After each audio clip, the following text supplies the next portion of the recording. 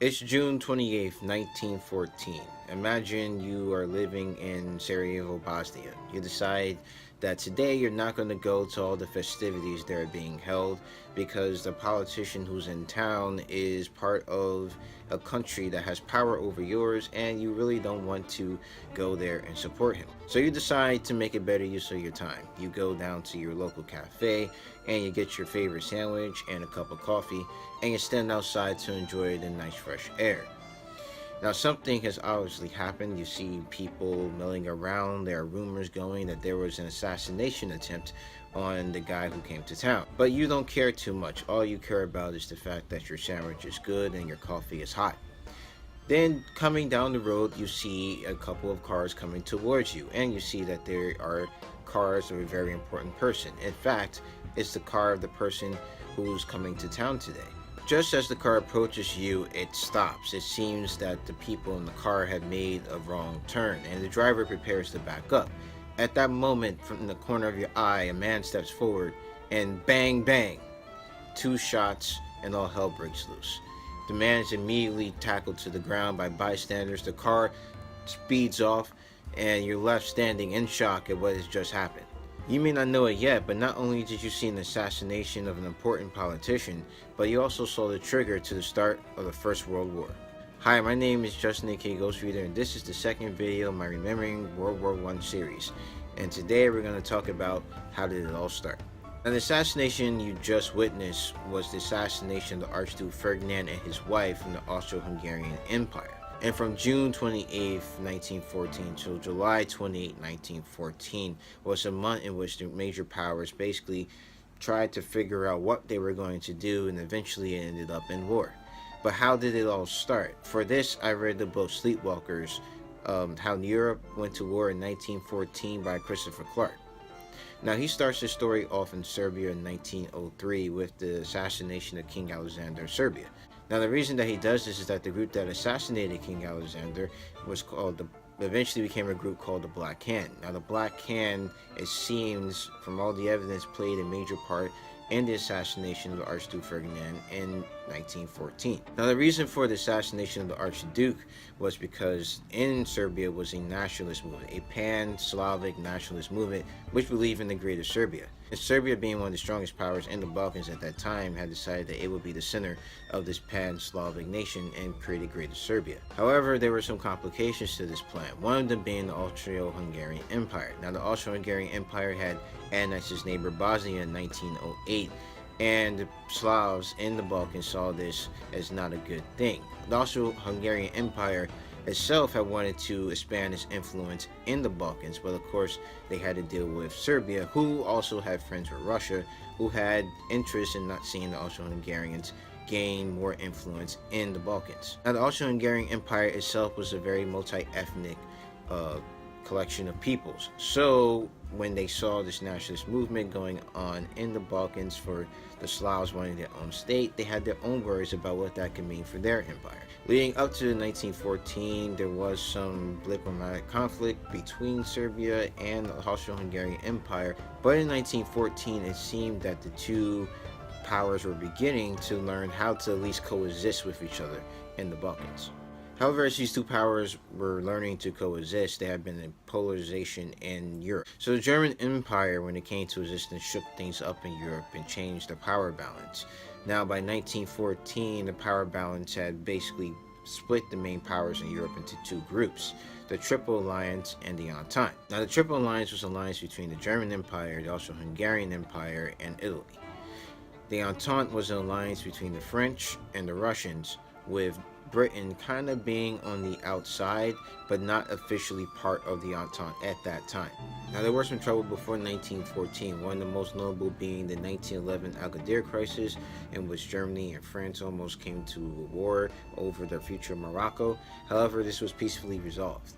Italy also attacked the Ottoman Empire in 1911, taking Libya away, and this emboldened the Balkan states of Greece, Montenegro, Bulgaria, and Serbia to fight the Ottoman Empire for their independence. Now, Europe, even with these things happening, did look like it could stay at peace. None of the powers, even though they were increasing their military spending and preparing for a possible war in the future, were planning an offensive war in 1914, even though they did have plans in case a war broke out for going on the offensive. However, there was a trigger set for the war that eventually be fought in 1914 with the alliance of France and Russia. If Serbia was attacked by Austro-Hungarian Empire, then the Russian Empire would most likely support them. And if they were attacked for supporting them, the French Republic would then decide to help out Russia. So in fact, a trigger had been set in the Balkans for something like 1914, the war that came in 1914, to happen, even though it wasn't necessarily inevitable. And if Serbia had in fact taken more care to control the nationalist groups in its borders and not give them almost a free reign, then it's possible that the men who went across the border into Bosnia to assassinate Archduke Ferdinand may have never done it in the first place. However, in the aftermath of the assassination on June 28, 1914, the assassins were arrested. In fact, it was found that there were multiple assassins. One assassin had actually lost his nerve and did not do what he was supposed to do. The second assassin had actually thrown a bomb at the Archduke, but his bomb either was swatted away by the Archduke or simply bounced off his car and blew up the next car behind him. And that was the first attempt. The second attempt came later that day when Gavrilo Princip shot Archduke Ferdinand and his wife, Sophie. Now, of course, the Austro-Hungarian Empire is pissed about this because the heir to their throne has been killed. So the Serbia, of course, launches an investigation, and while they find the assassins guilty, the Austro-Hungarian Empire feels that they haven't done a thorough enough investigation, especially since it's now seen that the Black Hand also had some men in government and may or may not have had some official capacity been involved in the assassination. So Austria sends diplomats to Germany to get their support for whatever's going to come next. Germany does give their support in what is called the blank check.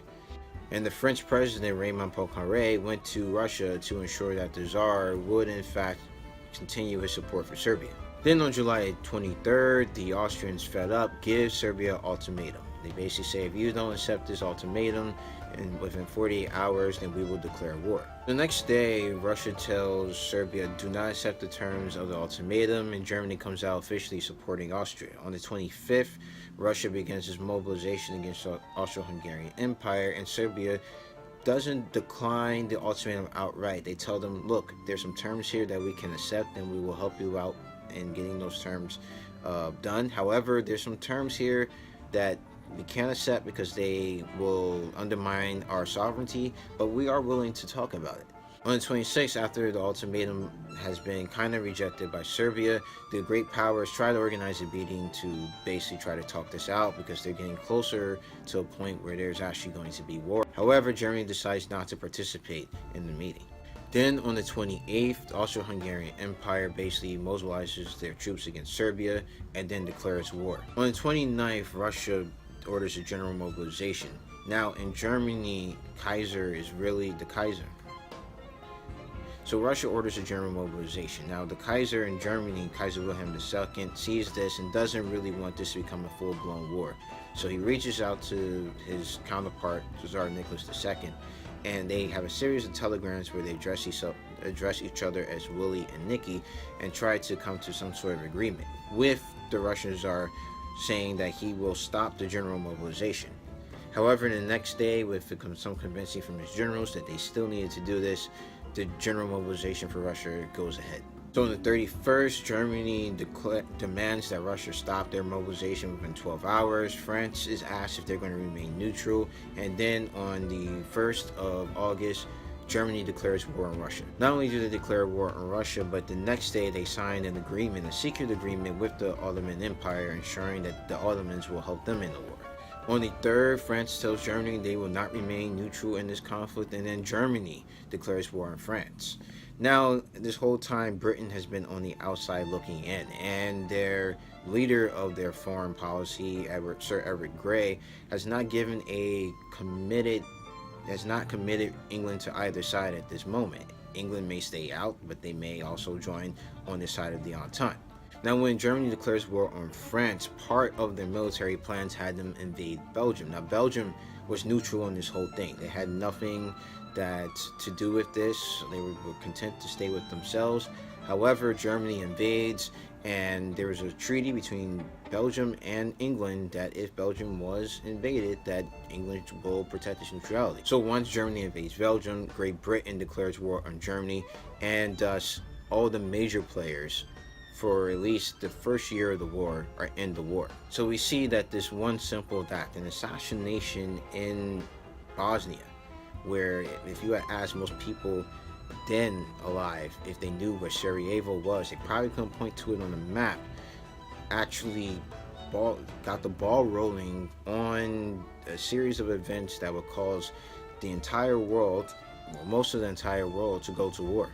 And it's interesting to think that one guy with a gun could cause this great tragedy. I mean, if he hadn't done this, how different would the 20th century have been? And if after assassination, things do begin to move towards war, if the major powers had gotten together and said, hey, this is not something that we want, let's have a peaceful resolution to this, and they were actually able to do it, how much differently would history look? Will communism become to the forefront in a particular country like it did in Russia in 1917? How does the Middle East look? Isn't it inevitable that the Western powers would go there and split it up the way that they did after World War I?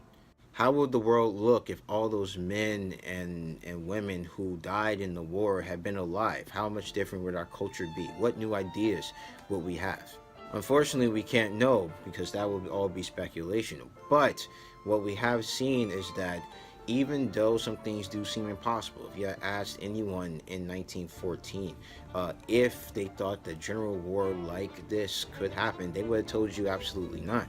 It just goes to show that anything is possible and that we have to constantly be on our guard against things like this. Just because we think that because we're rational beings and that this will just all work out, we can't rely on that, because if we do, we have things like World War I that happen, and then we wonder, how did we get here?